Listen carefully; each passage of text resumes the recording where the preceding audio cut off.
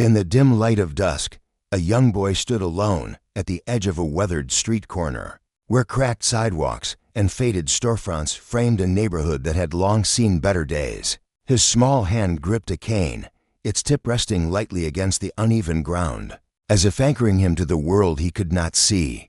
Dark glasses shielded his eyes, casting a shadow over his face, but they couldn't hide the quiet resolve etched into his posture. He waited there, as he did every afternoon, for the familiar rumble of his father's car to break through the hum of distant traffic. The air was thick with the scent of exhaust and the faint tang of rain that had fallen earlier, leaving puddles that reflected the flickering streetlights. For him, this was routine, a moment of stillness in a life shaped by patience. But today, the rhythm of that routine would shatter. A police car rolled up, its tires crunching against the gravel-strewn pavement, lights pulsing in a harsh red and blue dance that cut through the evening haze. The boy tilted his head slightly, catching the sound of the engine's growl and the sharp squeak of brakes. A door swung open, and heavy boots hit the ground with a thud that reverberated in the stillness. The officer emerged, a towering figure whose swagger seemed to claim the space around him, his presence radiating an unspoken threat. His uniform gleamed faintly under the streetlights, but there was nothing reassuring in the way he carried himself. He moved toward the boy with deliberate steps, each one a drumbeat of authority laced with something darker, something cruel. "Hey there, kid," the officer's voice sliced through the quiet, dripping with mockery that stung the air like a whip. "You lost or something?" He circled the boy slowly, his boots scuffing the pavement, his gaze raking over him as if he were a curiosity on display, a thing to be prodded and judged. Or maybe you can't even tell. How his smirk widened, loud and jagged, spilling into the evening and drawing the attention of a few passers-by. They shuffled uncomfortably, their whispers rising like a faint breeze, their eyes darting between the scene and the ground. The boy stood motionless, his face a mask of calm he'd spent years perfecting. He'd heard taunts before, words meant to chip away at him, and he'd learned to let them roll off like water. But this time, the officer wasn't content to stop there. The man stepped closer, his shadow falling over the boy like a storm cloud, his breath sharp with the faint scent of coffee and disdain. "You think you're special, don't you?" he sneered, his voice low and biting, as if daring the boy to flinch. "Strutting around here like you own these streets." He shook his head, a slow, exaggerated motion, his lips curling into a grimace. "Look at you, could even see the road right in front of your face." The boy's fingers tightened around his cane, the wood creaking faintly under his grip, a silent rebellion against the weight pressing down on him. He didn't speak, didn't move, but inside, his chest tightened, a knot of frustration and hurt he refused to let surface. He stood taller, his chin lifting just enough to defy the officer's gaze, even if he couldn't meet it. The officer let out a laugh, sharp and mean, echoing off the brick walls around them. "Tell me, kid," he said, leaning in so close the boy could feel the heat of his words.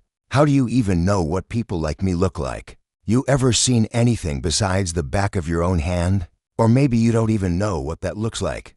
Huh, the cruelty hung there, thick and suffocating, as a small crowd gathered, shopkeepers pausing in their doorways, an old man with a grocery bag frozen mid-step, a teenage girl clutching her phone, but too afraid to lift it. Their faces were a gallery of shock and unease, mouths half open, eyes wide, yet none of them moved. Fear, or perhaps apathy, held them in place, leaving the boy alone under the officer's unrelenting scrutiny. The boy's lips parted, a breath trembling on the edge of a response, when the officer leaned even closer, his voice dropping to a chilling whisper. "People like you think you're so important, don't you?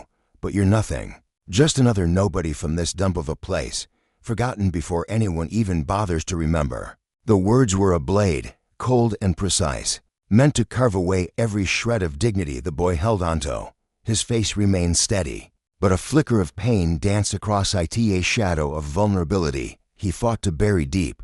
He swallowed hard, the lump in his throat a silent scream, and in that moment, he felt smaller than he ever had. Then a new sound broke through, a voice, deep and resonant, cutting the tension like a thunderclap. "What's going on here?" The question boomed across the street, and the officer froze, his smirk dissolving into a flicker of unease.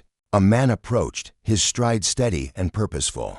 His presence a force that seemed to reorder the world around him. Tall and broad-shouldered, he wore a suit that spoke of authority.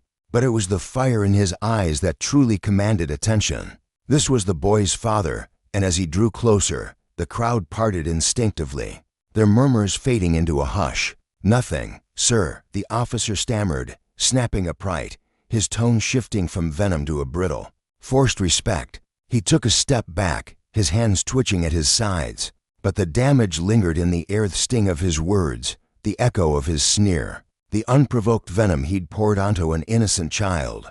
The father's gaze swept over the scene, landing on his son. He saw the slight slump in the boy's shoulders, the way his hand clung to the cane as if it were a lifeline, and a wave of understanding crashed over him. He didn't need to hear every word to know what had happened. The truth was written in the tension of his son's frame, in the silence that spoke louder than any cry. The father's jaw tightened, his teeth grinding as he drew a long, steadying breath. He placed a hand on the boy's shoulder, firm yet gentle, a silent promise that this wouldn't be the end of it. Later that night, alone in his office, he sat at his desk, the glow of a single lamp casting long shadows across the room. Papers were strewn about, a half-empty coffee mug sat cold at his elbow. But his mind was far from the clutter. He replayed the afternoon in vivid detail, the officer's arrogance, the cruelty in his voice, the way his son had stood tall despite it all. Anger simmered in his chest, hot and relentless, but beneath it was something colder, a realization. This wasn't just one bad moment, one rogue man. It was a symptom of a rot festering deeper, within the very system he'd spent his life upholding. He leaned back in his chair, the leather creaking under his weight, and stared at the ceiling as if answers might be etched there. He was no ordinary man who was chief Mayo Clinic, a towering figure in Chicago's bustling precinct, a leader whose name carried weight in every corner of the city. Decades of service had earned him respect, loyalty, and a reputation as a man who balanced compassion with an ironclad commitment to justice. But now, that justice felt personal. This officer, a man meant to protect, had chosen instead to degrade his son, an innocent boy whose only crime was existing in a world that too often turned a blind eye. The more he thought about it, the more his resolve hardened. He couldn't let this slide. He wouldn't. Over the next few days, a quiet storm began to brew. The father wielded his position like a blade, sharp and precise, cutting through layers of bureaucracy to unearth the officer's past. He made calls late into the night, his voice low and steady as he spoke to contacts across the city, fellow officers, clerks, even a grizzled private investigator who owed him a favor. What he found wasn't surprising, but it fueled his fire, a trail of complaints stretching back years, whispers of discriminatory behavior, small abuses of power cloaked as keeping order. Each incident had been brushed aside, buried under excuses or lost in the shuffle of a strained system. But not this time. Meanwhile, the officer went about his days oblivious to the noose tightening around him. He swaggered through the precinct, his laughter ringing out as he regaled his colleagues with tales of discipline. He doled out on the streets. His broad shoulders filled the room. His voice carried the confidence of a man who believed himself untouchable. He'd always been this way, brash, bold, quick with a barb or a baton, the kind of cop who thrived on fear rather than respect. His buddies chuckled along, slapping his back, their camaraderie a shield against the unease some of them secretly felt. But as weeks slipped by, cracks began to form in his world. Conversations hushed when he walked in. Eyes that once met his with grins now slid away. His supervisor, a weary man with a perpetually furrowed brow, started watching him with a scrutiny that prickled the back of his neck. One gray morning, as rain streaked the precinct windows, the officer reported for his shift, his boots squeaking on the polished floor. A curt summons crackled over the intercom. "Officer, report to the captain's office." He shrugged it off with a cocky grin, assuming it was just another routine reprimand he'd talk his way out of. But when he stepped inside, and the door clicked shut behind him, the air shifted. A panel of officials sat across a long table, stone-faced men and women in crisp suits. Their eyes locked on him with a judgment that stripped away his bravado. The captain, a grizzled veteran with a voice like gravel, read the charges aloud: discrimination, misconduct, abuse of authority. Then came the kick-earth incident with the boy, described in excruciating detail. Each word a hammer blow to the officer's crumbling ego. His face drained of color, his mouth opening and closing as he groped for excuses. "It wasn't like that," he sputtered, his voice cracking. "I was just messing around, didn't even care." But the evidence piled up like bricks: witness statements, a grainy video from a nearby shop's security camera, the father's meticulous documentation of past complaints. There was no wriggling out of this. He was placed on leave, escorted out by two stony-faced colleagues who wouldn't meet his gaze. The precinct doors swung shut behind him, and the silence that greeted him outside was deafening. His fellow officers, once his loudest cheerleaders, turned away, their faces blank, their whispers already spreading through the ranks. The fallout didn't stop there. The father pressed forward, filing a lawsuit that hit like a tidal wave. The media seized the story, plastering the officer's face across screens and papers, his name now a byword for shame. Protests flared in the neighborhood, voices rising in a chorus of outraged people who'd once shrugged at such incidents, now demanding accountability. The officer's life unraveled thread by thread. Friends faded into excuses. His wife's eyes grew distant with disappointment. His teenage son stopped bragging about his tough cop dad at school. Every door he knocked on slammed shut. Every call went unanswered. The manhood once strutted with unchecked power now slunk through his days, a hollow shell haunted by the weight of his own actions. Back at the corner where it all began, the boy carried on.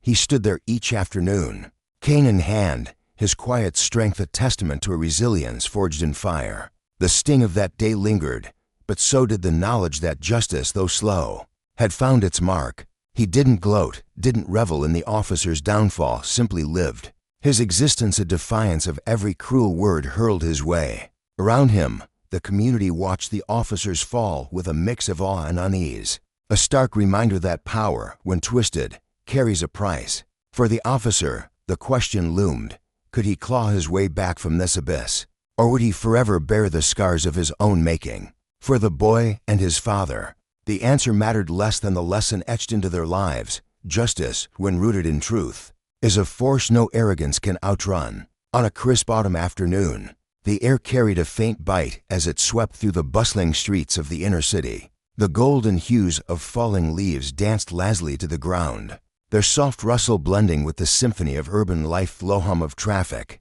the chatter of pedestrians weaving through their day, and the occasional bark of a dog echoing from a distant alley. At the edge of his favorite park, Ryan stood alone, his cane tapping lightly against the cracked sidewalk. The rhythm was steady, almost meditative, a quiet declaration of his presence in a world he couldn't see but understood with a depth few could fathom. At 14, Ryan was a force of resilience, his blindness a part of him since birth, yet never a barrier to the vibrant spirit that defined him. To him, the city was alive in its sounds and scents, the sharp tang of exhaust, the sweet aroma of a nearby hot dog stand, the laughter of children chasing each other across the grass. Each sensation wove a tapestry of the world he navigated with confidence, a world he'd learned to embrace through the encouragement of his father, Mayo. Mayo was a man shaped by the grit of his youth, a black man who'd grown up in these same unforgiving streets, where every corner held a lesson and every face a story. As a police officer, he wore his badge not just as a symbol of authority, but as a mantle of duty promised to safeguard the dignity of every soul he encountered. For Mayo, family was the heartbeat of his existence, and Ryan, his only son, was the brightest star in his sky. He saw in Ryan a strength that mirrored his own, a resilience forged not in spite of challenges, but because of them. From the moment Ryan was born, Mayo had vowed to raise him with unwavering belief in his potential, teaching him to stand tall, to trust his instincts, and to carve his own path. Ryan had taken those lessons and run with them, his cane an extension of his will as he explored the neighborhood, mapping its contours in his mind with every step. To the boy, these moments of independence were treasures proof that he could hold his own, that the world was his to claim, blindness or not. That afternoon, as Ryan waited for his father to pick him up after school, He savored the familiar routine. The park was his sanctuary, a place where he could breathe in the chaos of the city and feel its pulse beneath his feet. He stood with a quiet pride, shoulders squared, his sharp ears catching the ebb and flow of life around him. Then came the sound that broke the spell, a slow crunch of tires against asphalt, the faint rumble of an engine idling nearby. A crackle of static from a police radio pierced the air, and Ryan's lips curved into a small smile. Maybe it was one of his dad's buddies, someone who'd toss him a warm "Hey, kid," and ask how his day went, but the voice that followed wasn't warm. It was jagged, laced with a venom that hit him like a sudden gust of wind. "Hey there, kid," the officer drawled, his tone thick with mockery, a cruel amusement dripping from every syllable. "Lost or something? You look a little out of place." Ryan's fingers tightened around his cane, the cool metal grounding him as a flicker of unease sparked in his chest. He could feel the man's intent, sharp and cutting, hanging in the air like a storm cloud. He chose silence, hoping the officer would tire of his game and move on, but the man wasn't done. Heavy boots scuffed the pavement as he stepped closer, his presence towering over Ryan, oppressive and unyielding. "What's the matter? Can't even answer a simple question," the officer sneered, his voice rising, slicing through the hum of the park. "Or maybe you just don't know where you are. Do you even know who you're talking to?" Each word was a jab, deliberate and mean-spirited, meant to wound. Ryan's pulse quickened, a heat creeping up his neck as anger tangled with frustration deep within him. He'd been taught to rise above, to meet cruelty with grace, but this felt different, personal, raw, a disdain so thick he could taste it. Still, he held his ground, jaw clenched, refusing to let the man see him crack. The officer pressed on, undeterred by Ryan's silence. "Come on, kid," he taunted, his voice dropping to a chilling whisper. "You think you're some kind of hero, walking around here like you're somebody special. Let me tell you something, you're just another nobody in this city. People like you don't matter." The words landed like stones, each one heavier than the last, sinking into Ryan's core. He swallowed hard, his throat tight, fighting the sting that bloomed behind his unseeing eyes. He wouldn't cry, wouldn't bend, not for this man. But the weight of it lingered, a bruise forming beneath his skin, invisible but aching. He braced himself for more, steeling his resolve, when a voice deep, steady, and achingly familiar shattered the moment. "What's going on here?" Mayo's tone was a blade of its own, sharp with authority and simmering with something darker, something protective. Ryan's heart leapt, relief flooding through him like a tide, though he could sense the fury coiled tight in his father's frame.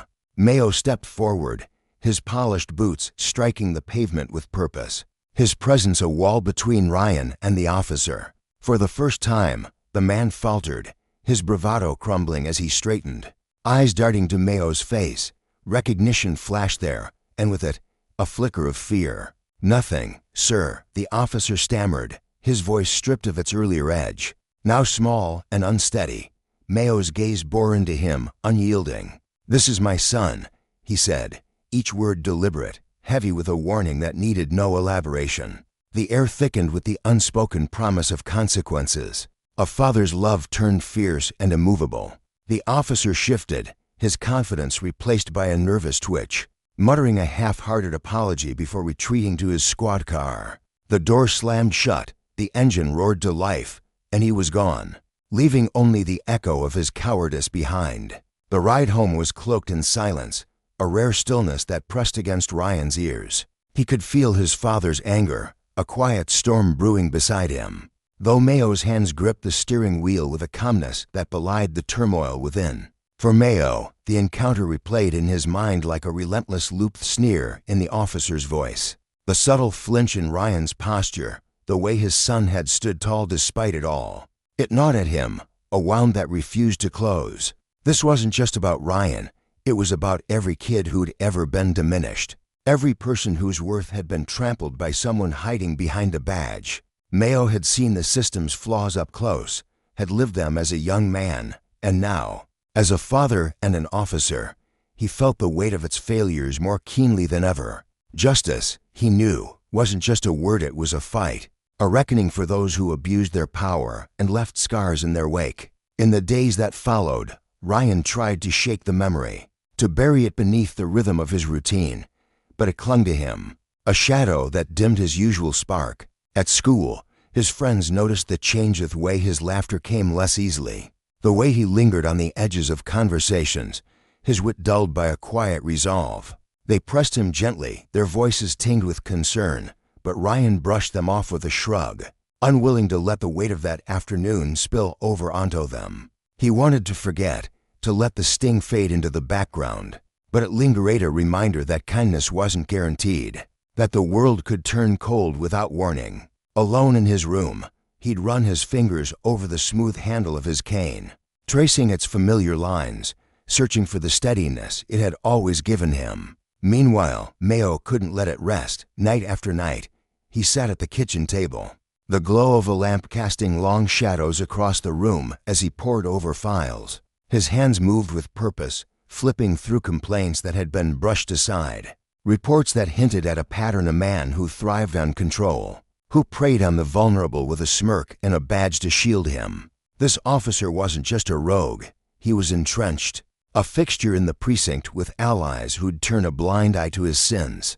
Mayo's jaw tightened as he read, each page fueling a fire that burned hotter with every revelation. He thought of Ryan, of the countless others who'd crossed this man's path, their voices silenced by a system that too often protected its own.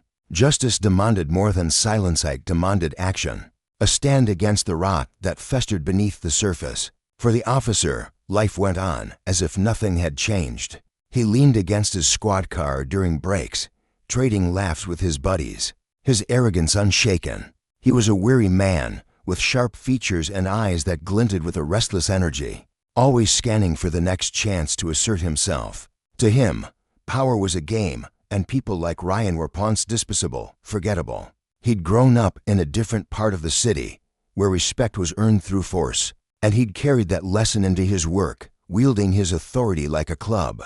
His colleagues knew his edge, some quietly admiring it, others wary but unwilling to challenge him. He was untouchable, or so he believed, blind to the storm gathering on the horizon. Mayo's resolve grew with every late night, every whispered conversation with trusted peers. He moved carefully, knowing the stakes a single misstep could unravel everything, could bring harm crashing back onto his family. Yet he couldn't turn away, couldn't unsee the hurt in Ryan's silence or the arrogance in the officer's retreat. This was bigger than one moment, bigger than one man. It was about the cost of power unchecked, the lives it diminished, and the courage it took to demand accountability. For Mayo, it was a lesson carved into his soul from his own hard-earned past.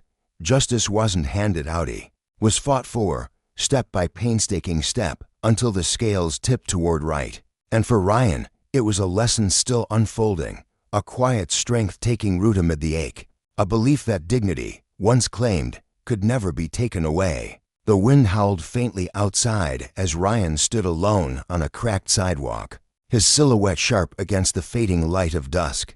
Before him loomed a man whose heart had long forsaken kindness for cruelty, whose thirst for dominance eclipsed any trace of understanding. This was no fleeting encounter, it was a collision of wills, a silent storm brewing beneath the surface. For Mayo, Ryan's father, this wasn't just a moment, it was a call to action, a slow-burning fuse igniting a purpose he couldn't ignore. He watched from a distance, his chest tight with a father's anguish, knowing the path ahead would demand every ounce of his restraint and cunning. Mayo wasn't a man to let his emotions steer the ship.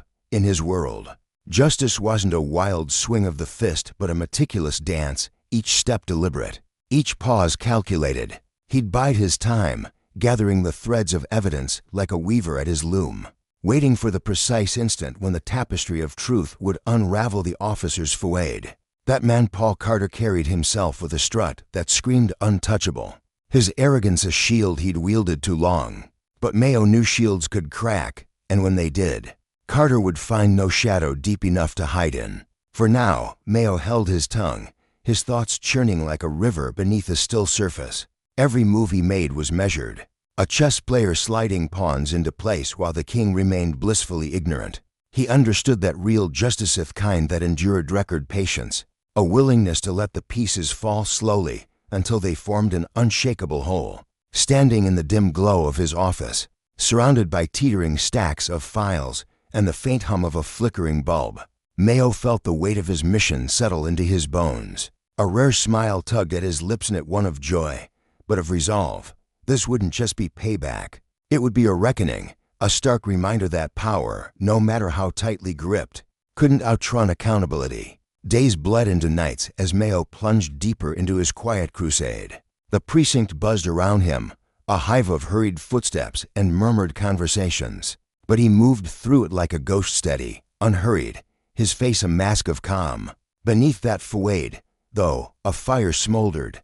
Every time he closed his eyes, he saw Ryan standing at that corner, small against Carter's looming frame, the officer's voice dripping with disdain. The memory looped relentlessly, a reel of film stuck on repeat, each frame stoking the flames of Mayo's determination. He'd spent decades chasing justice, building a career on its altar. But now it was more than a profession, it was a father's vow etched into his soul. Still, he couldn't let that fire blaze unchecked. Precision was his weapon, and he sharpened it with every breath. One evening, long after the precinct had emptied, Mayo lingered at his desk. The silence wrapped around him like a blanket, broken only by the soft rustle of papers and the distant tick of a clock. It was a stillness that steadied him, a rare moment where his mind could stretch and breathe. Spread before him were files, dog-eared complaints, faded reports, voices of the unheard crying out from the pages. Each one told a story Carter had buried, a grim mosaic of ignored pleas and dismissed lives. The officer's record wasn't spotless, but it was cunningly clean-peppered, with warnings and wrist slaps that dissolved into the ether, stamped with excuses like insufficient evidence or lack of grounds. Mayo's fingers traced the words, his jaw tightening as the pattern emerged, bold and undeniable. A soft knock broke the quiet. Nina Ramirez, a young detective with eyes that cut through pretense, stood at the doorway. Her dark hair was pulled back, her expression a mix of concern and curiosity as she stepped inside. "Chief, you're still here." Her voice was gentle but probing, her gaze flicking to the chaos of files on his desk. "Everything okay?" Mayo paused, his hand hovering over a report, weighing how much to reveal. Nina was sharp, relentless, in a way that mirrored his own drive, and he trusted her instincts implicitly. "What do you think of Officer Carter?" he asked, his words heavy, deliberate. Nina's face tightened, a shadow passing over her features. She shifted her weight, crossing her arms as if bracing herself. "Honestly, Chief, he's a storm waiting to break. Something about him, it's off. I've seen him get rough with suspects, nothing blatant, just enough to make you question. And people in the community, they've whispered things to me, complaints that never seemed to stick." Mayo nodded, his fingers drumming a slow rhythm against the desk. "That's what I feared," he said, his voice low. "He crossed a line recently, Nina. I can't let it go." Her eyes met his, steady and searching, sensing the depth of his resolve. "Whatever it is, Chief, I'm in. Just tell me what you need." Gratitude flickered in his chest, a brief warmth amidst the cold. "For now, discretion. We watch, we wait, nothing loud." She gave a resolute nod, her jaw set. "Understood." In the days that followed, Mayo and Nina became shadows in Carter's orbit. They kept their distance, their exchanges with him curt and professional, but their eyes missed nothing. Carter, blissfully unaware, strutted through the precinct like a peacock, his confidence a garish banner. His laughter echoed down the halls, his words careless and cutting. One afternoon, during a routine briefing, Mayo caught a snippet of Carter's voice drifting from the break room. "Some people around here," Carter bragged to a cluster of officers, his tone loud and smug. "They don't belong on these streets, acting all high and mighty when they're nothing. I just give 'em a little measuremind and where they stand. Falls into place quick after that." Mayo's jaw clenched, his pen pausing mid-sentence, but he forced his face to stay neutral. Inside, the anger roared, a beast pacing its cage. Not yet, he told himself. Soon. That night, Mayo sat with Ryan in their living room, the soft glow of a lamp casting long shadows across the walls. A comfortable silence hung between them, the kind built from years of trust. But Ryan, perceptive as ever, sensed the tension coiled in his father's frame. "Dad," he said quietly, his voice cutting through the stillness. "Is something wrong?" Mayo turned to him, taking in the steady calm in his son's eyes that had seemed too much yet refused to break. "Ryan," he began, his voice thick with emotion, "you're stronger than I'll ever be. What happened that day, don't let it weigh you down. It's not worth your peace." Ryan nodded, his expression softening into something thoughtful. "I know, Dad. I've let it go, but it still stung. People like him, they make me feel like I'm nothing, like I don't fit here." Those words pierced Mayo deeper than any blade. He rested a hand on Ryan's shoulder, firm and grounding. "You belong, Ryan, more than he ever will. And I'm going to make damn sure no one else feels small because of him." The promise settled between them, heavy and unbreakable. In the weeks that followed, Mayo and Nina wove their net tighter. They collected whispers from the community, stories of Carter's petty cruelties, his quiet intimidations, his subtle shows of force. Each tale was a thread, thin on its own but strong when braided together. Yet Carter's record stayed slippery, his missteps too vague to pin down alone. One crisp afternoon, Mayo summoned Carter to his office under the guise of a routine chat. The officer sauntered in, his swagger intact, but a flicker of unease danced in his eyes as they met Mayo's unflinching stare. "Chief, you wanted me." Carter's voice was casual, a touch too smooth. "Yes, Paul," Mayo replied, his tone even as stone. He gestured to the chair across the desk. "Sit. We've got some things to discuss." Carter eased into the seat, his posture stiffening slightly, his bravado faltering. "Sure, Chief, what's up?" Mayo leaned forward, his hands clasped, his gaze a blade honed sharp.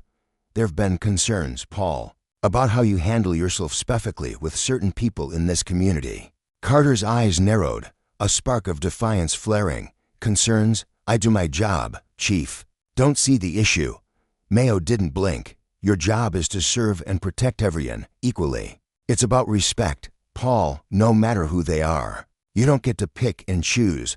Carter scoffed, a sneer tugging at his lips. "With all due respect, some of them don't respect us, don't respect the badge. They act like they're above it all." "That's not your call," Mayo shot back, his voice a quiet thunder. "We uphold the law, don't play judge. This isn't just about that day with the kid. It's a pattern. I've dug into your files, complaints, incidents you thought slipped by. They don't anymore. You've been dancing on a razor's edge, and it's catching up." Carter's face flushed, his mask cracking as he shifted in the chair. His arrogance, once a fortress, began to crumble under the weight of Mayo's words. The lesson was clear. Power misused was a fragile thing, and justice, when it came, spared no one. The air in Chief Mayo's office felt thick, almost suffocating. As Officer Paul Carter stood before him, his posture stiff with defiance, his boots scuffed the worn linoleum floor, a faint squeak breaking the silence that pressed against the walls. Mayo sat behind his desk, his fingers steepled, his face a mask of calm that betrayed none of the storm brewing inside him. Carter's lips twitched into a half smirk, a flimsy shield for the unease gnawing at his gut. "With all due respect, Chief," he began, his voice carrying a forced steadiness, "you're blowing this way out of proportion. These complaints, they're nothing but static people who hate cops, who'd do anything to smear my name."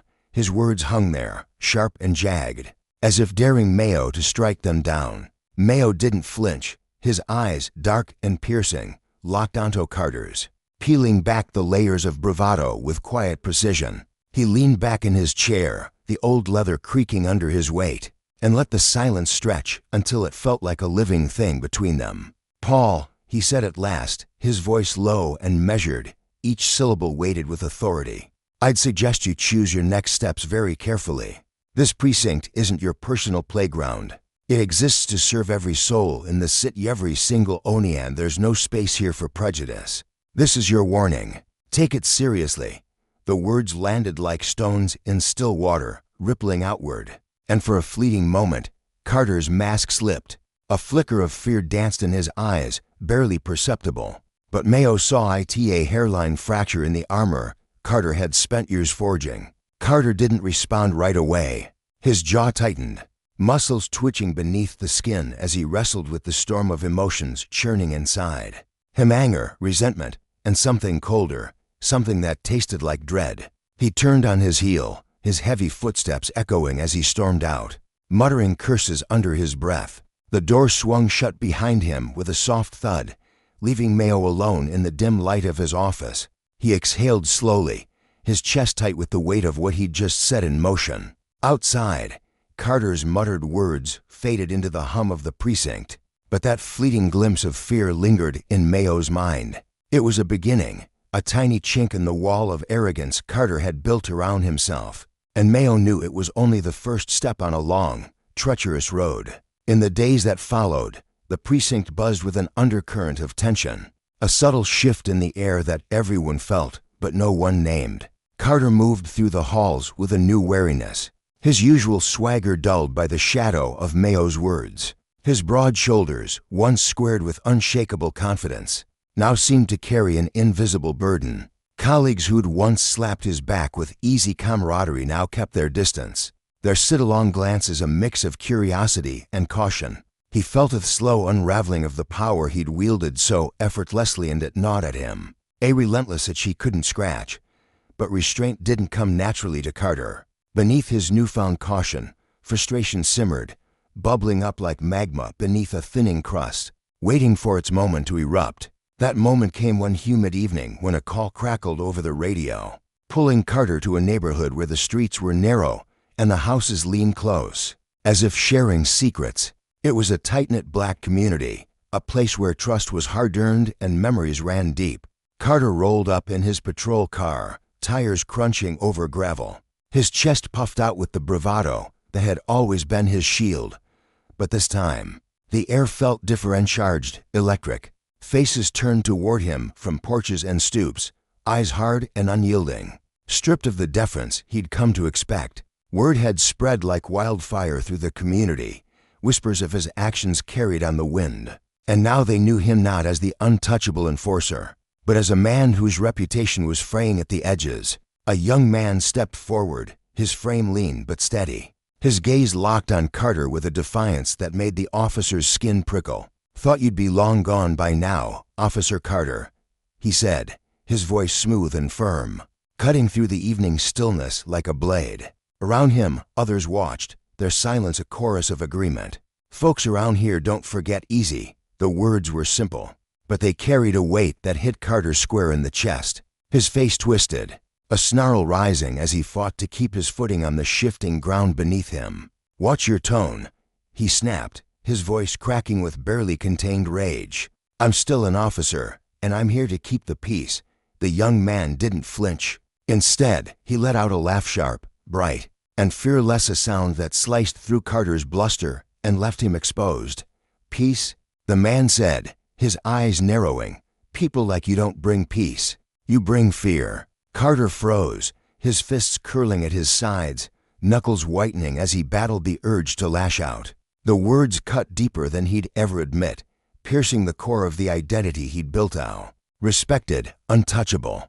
Now, standing in the fading light, surrounded by faces that saw through him, he felt the ground tremble beneath his feet. The shield of his badge, once a source of unshakable strength, was slipping, and for the first time, he tasted the bitter edge of vulnerability. He turned away without another word, his boots pounding the pavement as he retreated to his car, the young man's laughter echoing in his ears like a taunt he couldn't shake. Back at the precinct, Chief Mayo sat at his desk, the faint hum of fluorescent lights overhead blending with the pounding of his own heart. A stack of papers lay before him, reports, testimonies, fragments of truth pieced together with painstaking care. His hands trembled slightly as he turned the final page, a mix of dread and quiet triumph swirling in his chest. He and Nina, his sharp-eyed deputy, had done it, gathered enough to bring Carter's reckoning into sharp focus. The evidence was ironclad, a litany of complaints, subtle abuses of power, moments Carter had assumed would stay buried. Mayo closed the file with a soft thud, leaning back in his chair as he drew a long, steadying breath. The road ahead loomed dark and uncertain, fraught with resistance from Carter's allies and the inevitable backlash from those who feared change. But Mayo was ready, steely, resolute, a man who'd seen too much to turn back now. His phone buzzed on the desk, the screen glowing with a message that pulled him from his thoughts. "Dad, when are you coming home?" Ryan's words were plain, almost mundane, but they hit Mayo like a lifeline, flooding him with a warmth that steadied his resolve. This wasn't just about Carter or the precinct, it was for Ryan, for the boy's future, for every person who'd ever been diminished by someone like Carter, for every voice silenced by fear. Mayo's lips curved into a faint, determined smile as he typed a quick reply, his fingers steady now. The final confrontation was barreling toward them, a storm he could feel in his bones, and he knew it would reshape everything in its wake. The precinct's main hall was unusually quiet that next morning. The usual clamor of ringing phones and overlapping voices replaced by a taut, expectant hush.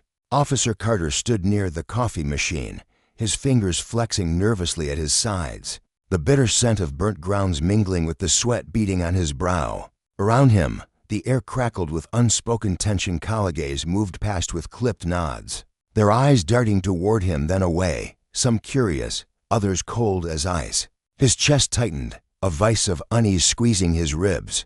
He'd come in expecting a routine briefing, a chance to reclaim some semblance of control. But the weight of those stares told him something was wrong, terribly, irreversibly wrong. The door to Mayo's office swung open with a slow groan, and the chief stepped out, his presence filling the room like a quiet thunder. His face was unreadable, his steps deliberate as he crossed the hall, each footfall a drumbeat in the silence. "Officer Carter," he said, his voice calm but edged with steel, "in my office." Now, it wasn't a request, it was a command, soft-spoken yet unyielding, and it sent a jolt through Carter's spine. He hesitated, his eyes flicking around for an ally, a friendly face, but all he found were blank stares and turned backs. Swallowing hard, he straightened his shoulders and followed Mayo, the door clicking shut behind them with a finality that made his stomach lurch. Inside, the office felt smaller, the walls pressing in as Mayo took his seat and gestured to the chair across from him. Carter eyed it warily, as if it might swallow him whole, but Mayo's steady gaze left no room for retreat. He sank into the seat, crossing his arms tightly over his chest, a flimsy barricade against whatever was coming. "So, what's this about, Chief?" he asked, forcing a casual tone that cracked at the edges, betraying the tremor in his throat. Mayo leaned forward, his elbows resting on the desk, his eyes boring into Carter's with an intensity that made the officer squirm. "I think you know, Paul," he said, his voice a quiet blade. Carter's smirk faltered, a twitch of panic breaking through. "Look, if this is about that kid, Mayo cut him off, his tone firm but eerily calm. "It's not just about that kid, Paul. It's about a pattern, a trail of choices you've made, year after year, that you thought no one would notice. But they did. I did." Carter's face hardened, his jaw clenching as he leaned forward, desperation creeping into his voice. "Chief, with all due respect, you're making a mountain out of a molehill. Complaints happen, it's part of the job. People don't like cops, don't like me enforcing the law. They're just trying to drag me down." Mayo didn't blink.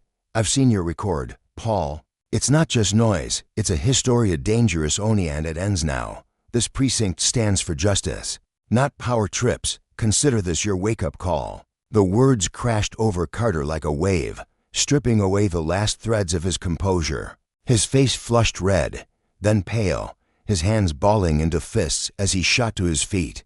"I'll take this up with my lawyer, Chief," he spat, his voice trembling with fury and fear. "You don't know what you're starting." He stormed out, the door banging against the frame, leaving Mayo seated in the stillness.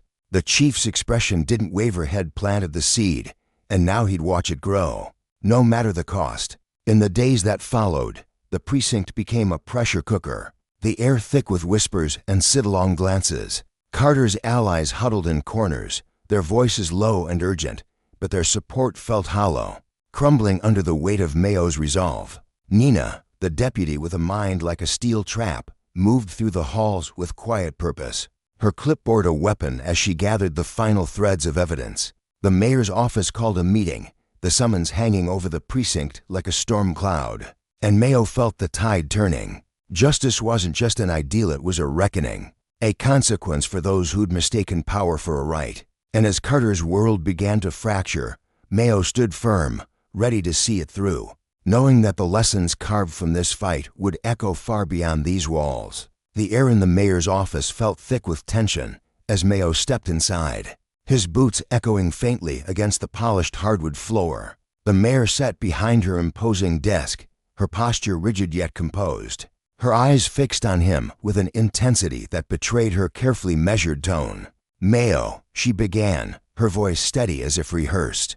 "You know I admire the passion you bring to your work. I see what you're fighting for here." Her gaze held his, unyielding, but tinged with something softer, perhaps a flicker of respect. "But the way this situation is playing out," she continued, leaning forward slightly, "it's casting a shadow over the precinct, over the entire city. It's not a good look for any of us." Mayo settled into the chair across from her, his broad shoulders squared, his hands resting calmly on his knees. He met her stare with equal resolve, his dark eyes unwavering. Inside, his mind churned with the weight of her words, but his face remained a mask of quiet determination. "I hear you, Madam Mayor," he said, his voice low and deliberate, each word chosen with care. "I don't take your concerns lightly, but I can't back down out on this. Carter's actions aren't just a blemish on a report. They're a threat to the people we're supposed to protect. This city deserves to feel safe, not bullied by one of our own. And if that means making tough calls nobody likes, then that's what I'll do." The mayor exhaled, a long, weary sigh that seemed to carry the burden of her office. Her sharp features softened for a moment, revealing a trace of empathy beneath her polished exterior. She leaned back in her chair, folding her hands in her lap as she studied him. "I'm not telling you to abandon your fight, Mayo," she said, her tone gentler now, almost pleading. "I'm asking you to step back and see the broader landscape. The pushback is growing, people are talking, and not all of it's in your favor. We need to steer this story before it spins out of our hands. Surely there's a way to handle this that doesn't bend your morals, but keeps the city from tearing itself apart." Mayo's jaw tightened, though his expression didn't falter. He could feel the storm brewing just beyond this room, whispers in the precinct, the headlines brewing in the press, the uneasy glances from his fellow officers. Compromise lingered in the air like a bitter taste, but to him, it was unthinkable. Carter's pattern of intimidation, his abuse of power, it wasn't a single misstep to be smoothed over with a handshake and a press release. It was a betrayal of everything Mayo stood for. "I respect where you're coming from, Mayor," he replied, his voice steady as granite. "But I can't bend on this net in good conscience. This isn't just about optics or narratives. It's about integrity. It's about holding ourselves to the same standard we demand of everyone else. Carter's crossed a line too many times, and I won't let that slide, no matter the cost." The mayor's eyes lingered on him, a complex mix of admiration and resignation flickering across her face. She tapped a finger lightly against her desk, the faint sound punctuating the silence. "I figured you'd say something like that," she murmured, her voice barely above a whisper. Then, with a slight shake of her head, she added, "Just brace yourself, Mayo. This isn't going to be clean or easy. The fight you've picked, it's going to get messier before it settles." Her words hung heavy, a quiet warning wrapped in reluctant acceptance. As Mayo rose from the chair and stepped out into the hallway, the mayor's caution settled over him like a cold fog. Each step echoed in the empty corridor, his shadow stretching long against the walls as the late afternoon light streamed through tall windows. He felt the gravity of what lay ahead, not just a clash with Carter, but a test of the trust he'd built with the community, the precinct, and even himself. This wasn't just about one rogue officer. It was about the soul of the city he'd sworn to shield. Justice, he knew, often came with a steep price, and he was prepared to pay it. Days later, the tension thickened when Nina burst into his office, her face flushed with urgency. She clutched a stack of papers, her breath uneven as she spoke. "Mayo, you need to hear this," she said, her voice trembling with a mix of anger and disbelief. "Carter's not going down quietly. He's lawyered a hired some hotshot to fight his dismissal. And that's not all. He's planning a rally, a full-on spectacle to play the victim, saying you're railroading him to score political points. He's calling you the bad guy here." Her words hit Mayo like a punch to the gut, his stomach twisting as the implications sank in. Carter wasn't just a fiancé, was desperate. clawing for any shred of redemption, no matter how hollow. Word of the rally spread like wildfire through the city's streets, igniting a spark of division that crackled in the air. Some rallied behind Carter, their voices loud and indignant, painting him as a loyal officer wronged by an overzealous superior. Others stood firmly with Mayo, their support quieter but resolute. Seeing in him a beacon of accountability amid the chaos, the media pounced, their cameras and headlines amplifying the fracture. Reporters praised Mayo's steadfast pursuit of justice, yet their stories also fanned the flames of unrest, exposing the widening rift within the precinct and beyond. As the rally loomed closer, Mayo felt the weight pressing harder against his chest. The city's eyes were on him, scrutinizing every move, every word. At home, his son Ryan noticed the change of the way his father's shoulders slumped slightly, the faint lines deepening around his eyes. Ryan, a weary boy of 12 with his father's thoughtful gaze, had grown quieter lately, retreating into his own world as the storm brewed around them. One evening, as they sat together on the worn leather couch, the TV flickering silently in the background, Ryan turned to Mayo, his voice soft but piercing. "Dad," he began, hesitating as if testing the waters, "do you think they're right? The other officers, though, they think you messed up." Mayo set down his coffee mug, the warmth still lingering in his hands as he turned to face his son. The question wasn't just about the precinct, it was a window into Ryan's heart, a chance to shape the man he'd become.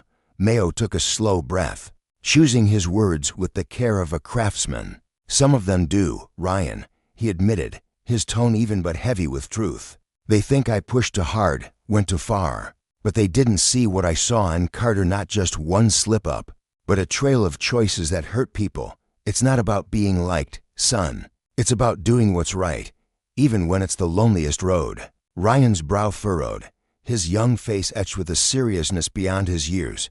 He nodded slowly, processing the weight of his father's words. "Do you think they'll ever get it?"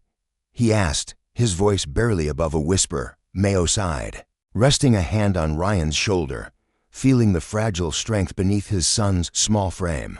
"Maybe one day," he said. "Maybe not. But what matters is I stood up when it counted. Leading isn't about winning everyone over, it's about holding the line when it's tough.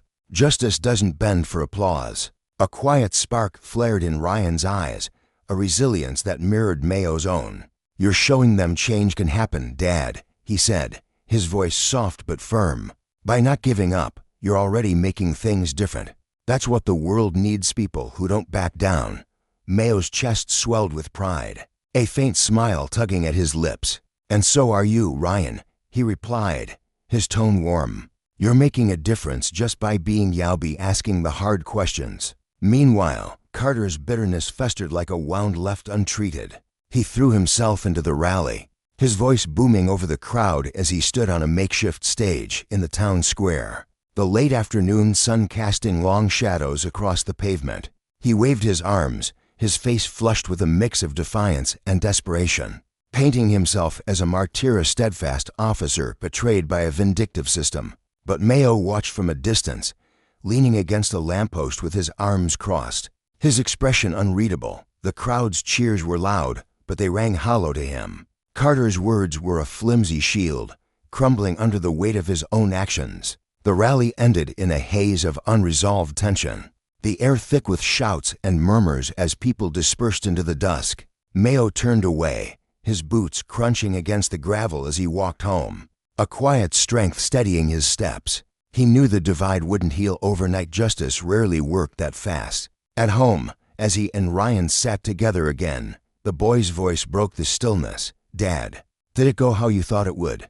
Mayo looked at him, a faint sadness softening his smile. "No, Ryan," he said honestly, "it's been rougher than I imagined. But doing what's right, it's the hardest path sometimes. That's just how it is." Ryan nodded, his eyes bright with understanding. "I'm proud of you, Dad," he said simply, the words wrapping around Mayo like a lifeline. In that moment, amid the chaos and the fight still ahead, a calm settled over him, a peace born of knowing he'd held fast to what mattered. The night stretched over the city, cloaking it in quiet, and Mayo felt a flicker of hope. Integrity, he thought, would carve its own path forward, even through the mess. In the days that followed, the precinct buzzed with a shifting energy.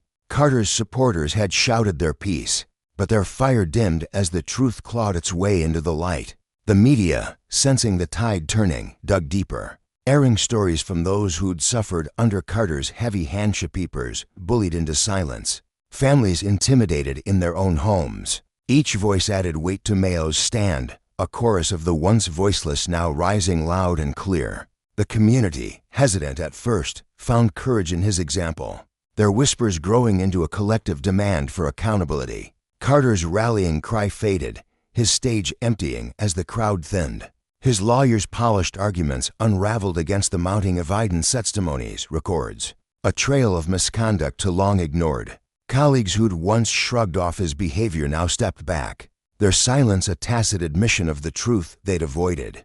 The city turned its gaze from Carter's hollow defiance to Mayo's quiet resolve, seeing in him not just a cop, but a man who dared to uphold justice when it cost him everything. And in that shift, Mayo saw the lesson take root.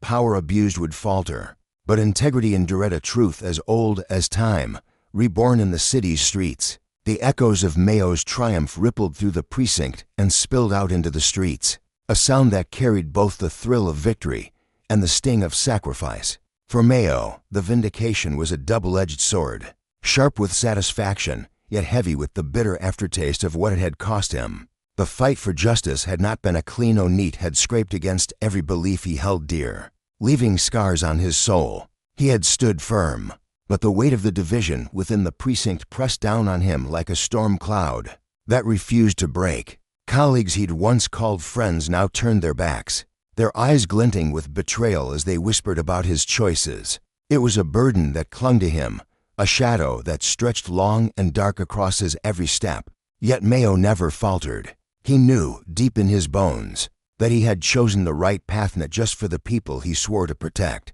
but for the man he saw staring back at him in the mirror each morning. His integrity was his anchor, and he clung to it as he pressed forward, aware that the road ahead was still jagged with challenges. The precinct itself was a fractured thing, its walls practically humming with tension, rebuilding its tarnished reputation, mending the rift between officers, and ensuring that the rot of corruption would never take root again. These were no small tasks.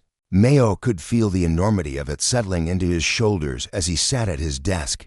Late into the night, the dim glow of his lamp casting long shadows across the room, he poured himself into new policies, scribbling notes about transparency and accountability until his hand cramped. He demanded a sweeping review of training procedures, his voice steady as he spoke to the team about compassion and respect, not as buzzwords, but as the bedrock of what they should stand for. Every word he wrote, every meeting he called, was a brick laid in the foundation of something better.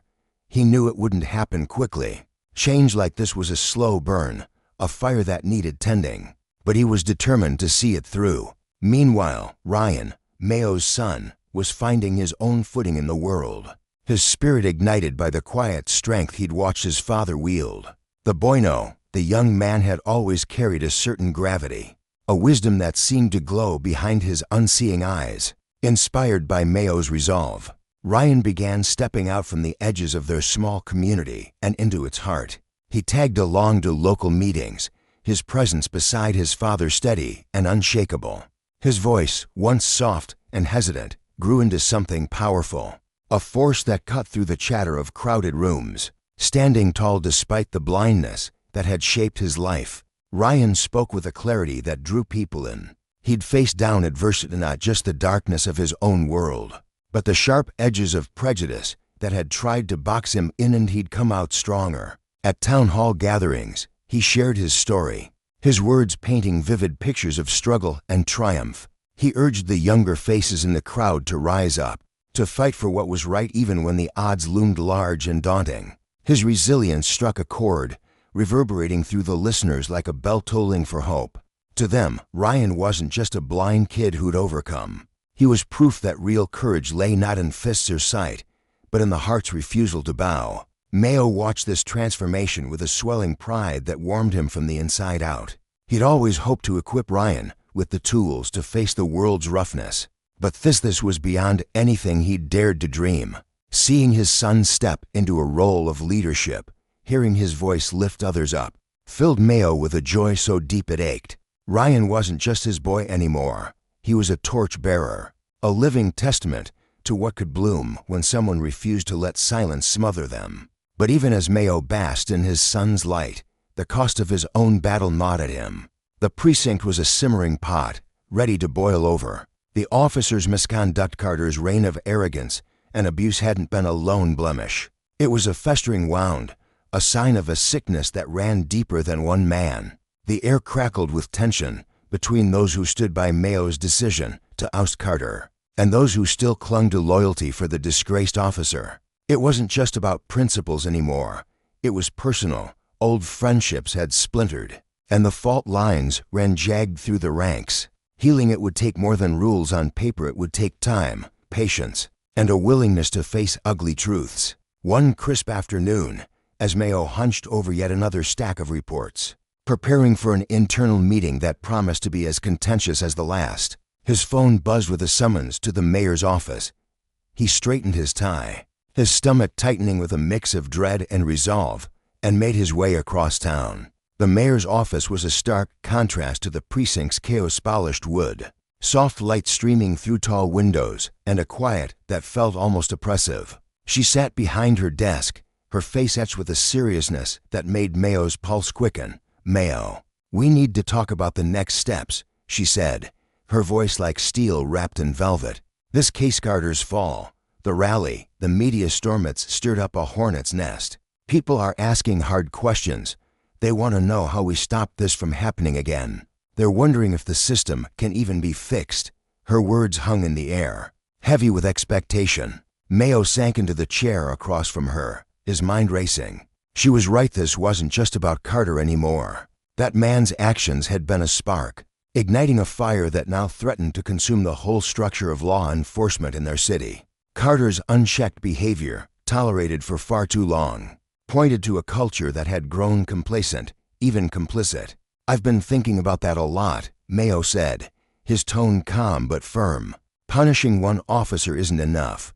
We need to dig deeper, look at how we're training people, how we're keeping them in line every single day. We need new standards, real transparency, and a connection with the community that actually means something. This has to be bigger than the precinct. It's about rethinking what policing even looks like." The mayor leaned back, her eyes narrowing as she considered his words. "We've got advocacy groups breathing down our necks," she said. "They're not just asking for changes, they want reform across the city. They want us to prove we're serious about serving everyone, not just the loudest voices. I know you've been working on this quietly, but it's time to go public. We need a statement, a commitment to overhaul how we do things, not just for us, but as an example for others." The weight of her request settled over Mayo like a thick fog. This wasn't a simple fix anymore, it was a reckoning. The path ahead would be steep, lined with resistance and doubt, but he couldn't back down now. "I'll start drafting the proposal," he said after a moment, his voice steady despite the storm brewing inside him. "It's time we face the mess head on and decide what kind of force we want to be on that actually protects everyone, not just itself." The mayor's expression softened, a flicker of relief breaking through her stern facade. "I knew you'd step up, Mayo. It's not going to be easy, but I trust you to see this through." As he left her office, a quiet determination took root in him, pushing back the exhaustion that had begun to creep in. This fight wasn't just about one man's downfall, it was about dismantling the machinery that had let power twist into something cruel. It was about justice, yes, but also about the consequences of letting that power run wild for too long.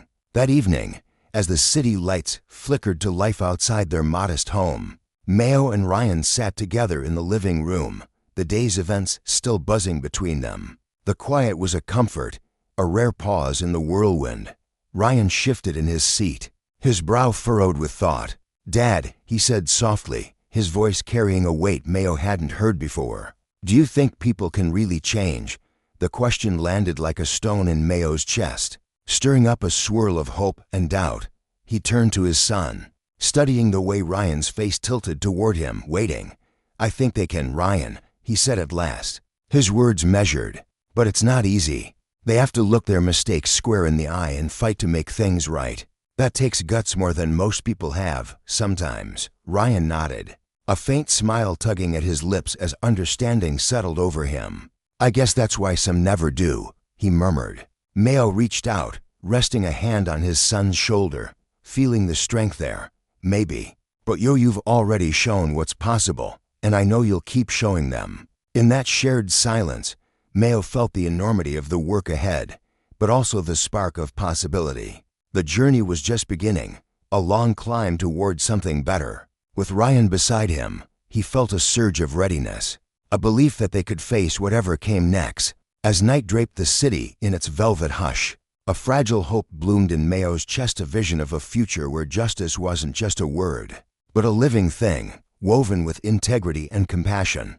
The weeks that followed saw that hope take shape. Momentum gathered, slow but sure, within the precinct and beyond. Reform wasn't a quick fix, it demanded time, grit, and the voices of the people they served. But Mayo knew waiting wasn't an option. The lessons of these turbulent months had burned into him the need to act, to root out complacency before it could fester again. The internal review widened, no longer just about Carter, but about the soul of the force itself. And as he worked late into the night, surrounded by the hum of a precinct on the cusp of change, Mayo felt the weight of the past giving way to the promise of what could be. The air in the precinct buzzed with a mix of determination and unease. As Mayo gathered a handful of his most dependable officers round a weathered oak table, its surface scratched from years of late-night strategy sessions, the task before them was monumental: to craft a new code of conduct that would breathe life into the ideals of respect, transparency, and accountability. Mayo's hands rested on the table, steady but heavy with the weight of responsibility. He could feel the eyes of his team on him, some eager, some worried. They embarked on hours of discussion, their voices rising and falling like waves against a rocky shore. They weren't just outlining rules. They were designing a training program that would reshape the force from the inside out. It wasn't enough to teach the mechanics of law enforcement how to cuff a suspect or file a report. They dug deeper, weaving lessons on emotional intelligence into the fabric of the curriculum, hoping to equip officers with the tools to approach their communities not as enforcers, but as guardians capable of compassion. Outside the precinct walls, the city thrummed with a restless energy.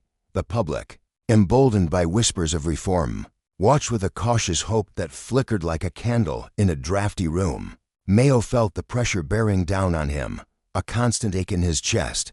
The community was starting to notice a shift, a softening in the once rigid divide between them and the police. Trust, fragile and patchwork, was beginning to take root, but it was a painstaking process. Not everyone was ready to believe. Some residents lingered on the sidelines, arms crossed, their skepticism etched into furrowed brows and tight-lipped stares. The media, too, had pivoted. Where they once thrived on the lurid details of Carter's downfall, flishing his name across headlines, like a warning, reporters now turned their lenses toward the slow, unglamorous work of reform. News vans parked outside Mayo's precinct, cameras capturing officers in crisp uniforms shaking hands with citizens, while anchors narrated stories of incremental progress. Across the city, voices rose in support of ordinary people who saw Mayo's efforts as a lifeline, a chance to heal wounds that had festered for too long. But within the precinct, not all hearts beat in unison. Beneath the surface of this burgeoning change simmered a quiet rebellion. Some officers, their badges gleaming under the fluorescent lights, viewed the reforms with a bitterness that coiled in their guts like a snake. They resented the new oversight firms to fill out, eyes watching their every move. Others felt a deeper sting, a sense of betrayal that gnawed at them. These were the ones who had stood by Carter, who had laughed at his jokes in the break room and nodded at his bravado. Now, with his name erased from the roster and his legacy in tatters, they wandered the halls like ghosts, uncertain of where they fit in this new order. Mayo saw it in their iced flicker of defiance.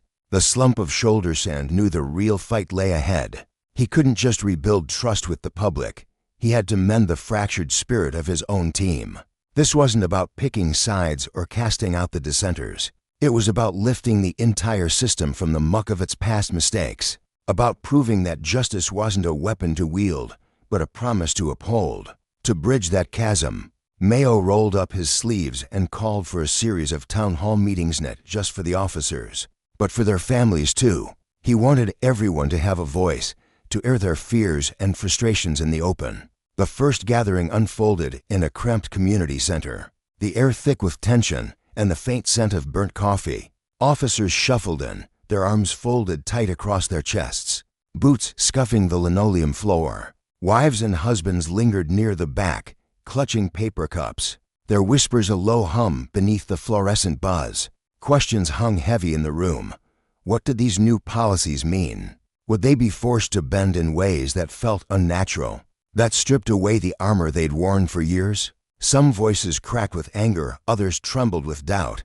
Mayo stood at the front, his broad frame steady against the storm of uncertainty. When he spoke, his voice was a low, unwavering thread, weaving through the chaos. "I know this isn't easy," he said, meeting their gazes one by one. "Change never is. But we've let a handful of bad apples spoil the barrel for too long. We've let silence and arrogance stain what we stand for. The people out there deserve better, and so do we." In the shadowed back corner, Ryan watched his father with a quiet intensity. The words sank into him, stirring a warmth that battled the ache of old scars. He'd always known Mayo was a man of principle, but now he saw the toll it took, the lines carved deeper into his father's face, the resolve that held him upright when others might have buckled. For Ryan, this wasn't just a speech, it was a revelation of the burden his father carried.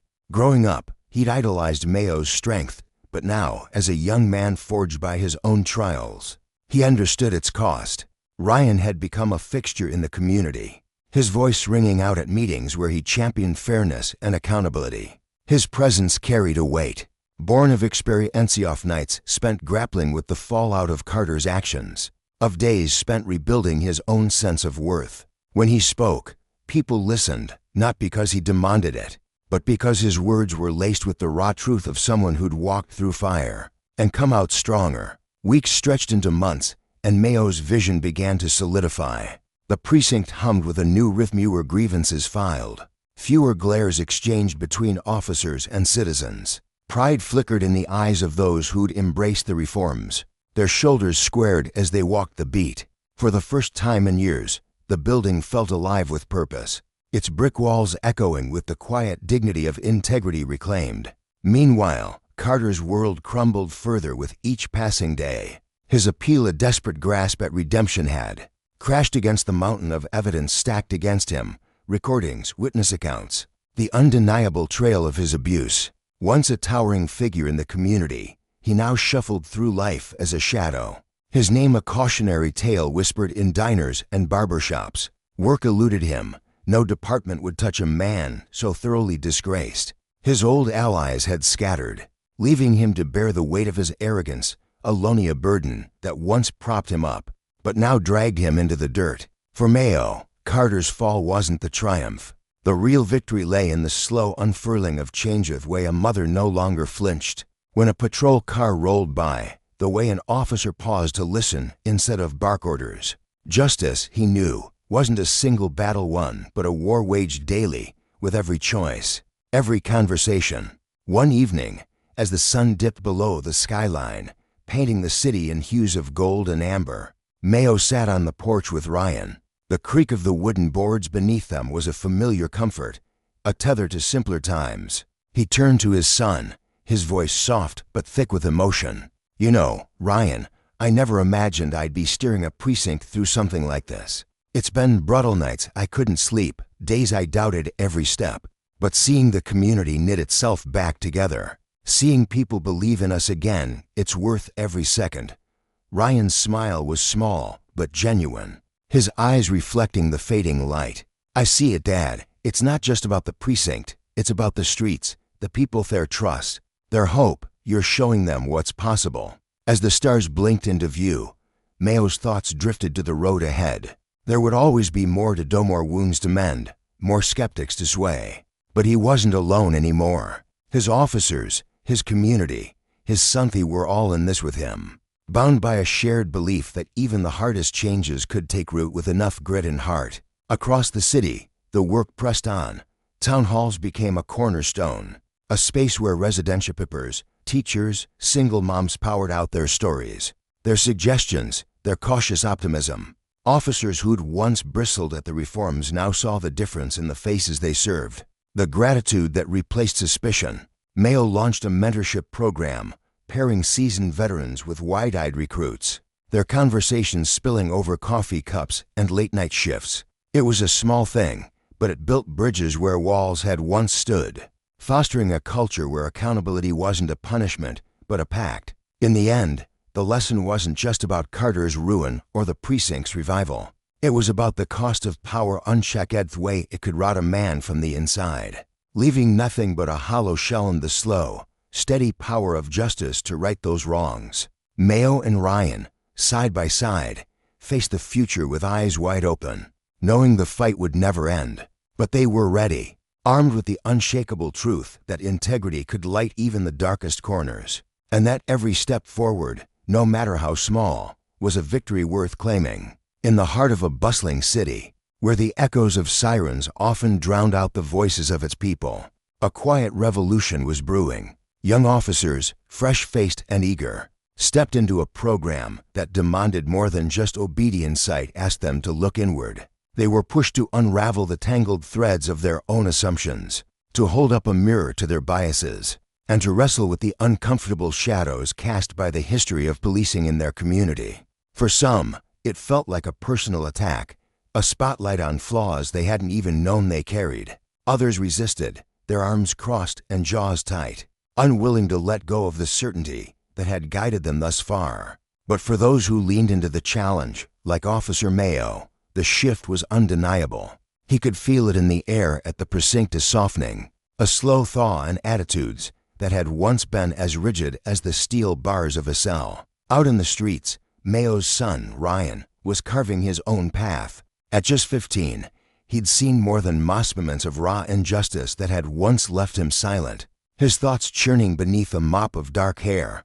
But something had changed. Inspired by the transformation rippling through his father's precinct and the city beyond, Ryan found his voice. It started as a whisper, tentative and unsure, but it grew into something steady, a clarion call for systemic change and equality. He stood at rallies, his thin frame dwarfed by the crowds, yet his words carried a weight that belied his years. He sat in cramped rooms during policy reform discussions, his brow furrowed in concentration. And over time, he became a beacon for the kids who'd grown up feeling invisible, kids, like he'd once been. His passion drew others to him, activists from distant corners of the country who saw in him a spark of hope, a chance to tackle the sprawling web of inequality that stretched far beyond their city's borders. Ryan's journey wasn't just about shaking off the shackles of his own doubts. It was about staring down adversity with unblinking resolve. He'd learned early that justice wasn't a gift handed down, it was a garden cultivated through sweat and sacrifice. Every step he took, every word he spoke, was a testament to that truth. Together, he and Mayo dreamed of a future where the line between the community and those who policed it wasn't a battleground but a bridge. It was a vision that demanded more than hope. It required action, a relentless push for change that could ripple through generations. Ryan didn't just preach about the scars left by police brutality. He painted a picture of what real justice could be, balance where the cries of the streets and the duty of the badge weren't at odds but in harmony. His approach disarmed people. It wasn't about picking fights, it was about finding shared soil to stand on, about showing that challenging the system didn't mean tearing it down, but lifting it up to be something better. Back at the precinct, Mayo's steady hand was earning notice. The once skeptical eyes of his superiors softened with respect, but it was the nods from the community people who'd once flinched at the sight of a uniform that meant the most. They'd handed him the Public Integrity Award, a gleaming token of his role in turning the precinct into a blueprint for reform. He'd stood there, the weight of the plaque in his hands, but it wasn't the shine of it that stirred him. It was the everyday signs of progress, where a mother no longer hurried her child across the street when an officer approached, the way a shopkeeper waved instead of turning away. The city, once fractured by mistrust, was stitching itself back together, and Mayo knew he'd helped thread the needle, but he wasn't naive. The tightrope between order and liberty swayed beneath his feet every day. There were still late-night debates in the precinct, voices rising over coffee-stained desks, and tense town hall meetings where old wounds bled anew. Change wasn't a single policy scribbled on paper or a handshake at a podium. It was a long, winding road, and Mayo was determined to walk it, step by deliberate step. The community felt it too, and they celebrated it. One warm evening, the neighborhood buzzed with Liffey, an event born from the ashes of division. Officers mingled with city leaders and residents under strings of flickering lights. The air was thick with the smell of grilled food, the sound of laughter weaving through the strum of a guitar. Kids darted between tables, their shrieks blending with the hum of conversation. A local baker, Mrs.